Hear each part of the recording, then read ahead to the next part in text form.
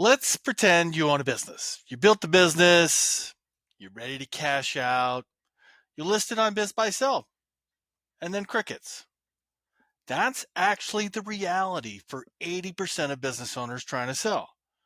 Their business goes to market and never leave it. So, yeah, it's true. Most businesses that try to sell never do. But the real question is why? That's what we're going to break down today. Hi, I'm John Stoddard. I bought, grown, and sold businesses.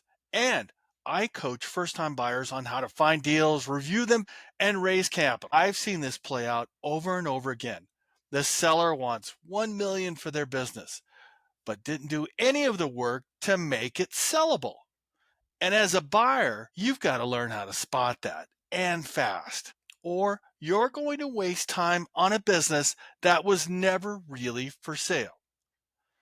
So let's start with this big number.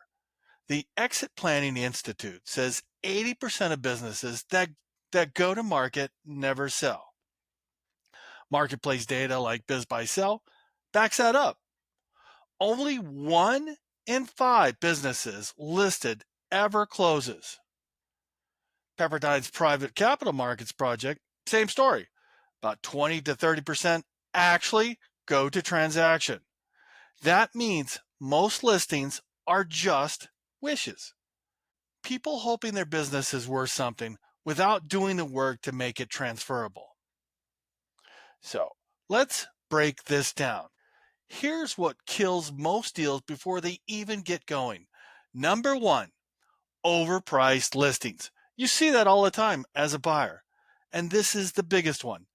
Sellers look at their business and say, well, I worked hard for 10 years. It must be worth $1 million. That's wrong. The market doesn't care what you put in it. It only cares what the business spits out after you're gone. You don't get paid for your effort. You get paid for results.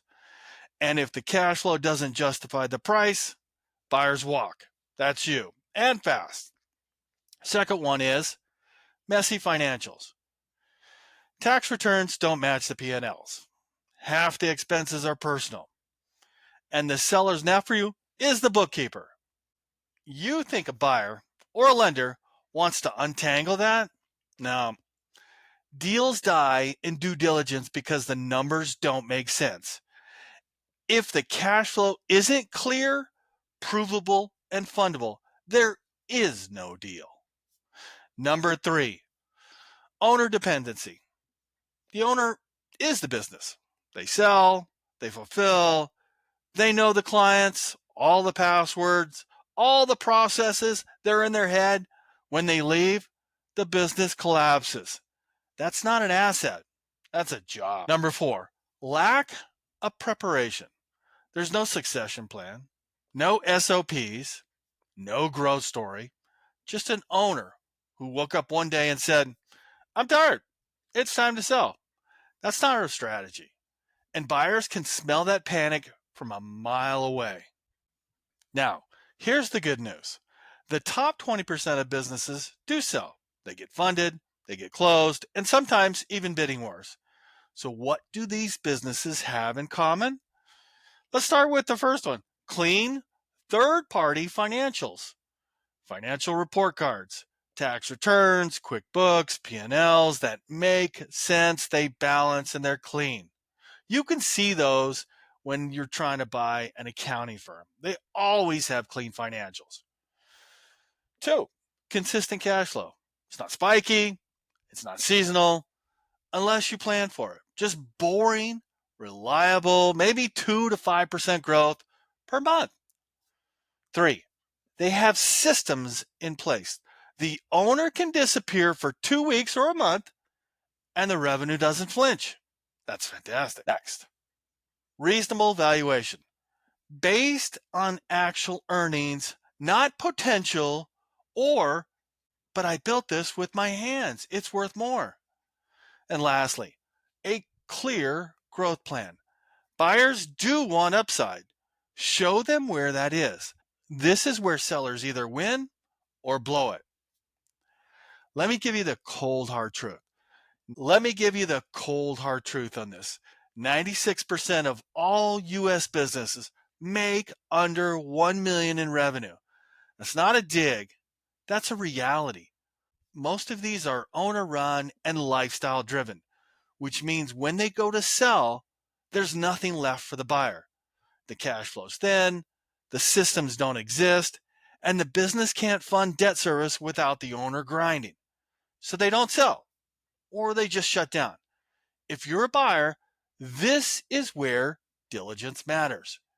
You're looking for transferability, not just profit. There's a scene in Billions where Bobby Axelrod looks at a dead guy in the eye and says, "You don't get to cash out just because you're tired. The game doesn't care." Same applies here. If you're a seller and you don't build something someone else can run, you're not cashing out, you're closing down.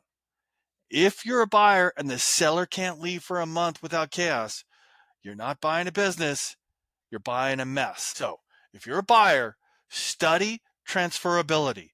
Know what clean financials look like. Spot red flags early before you burn months on a dead deal.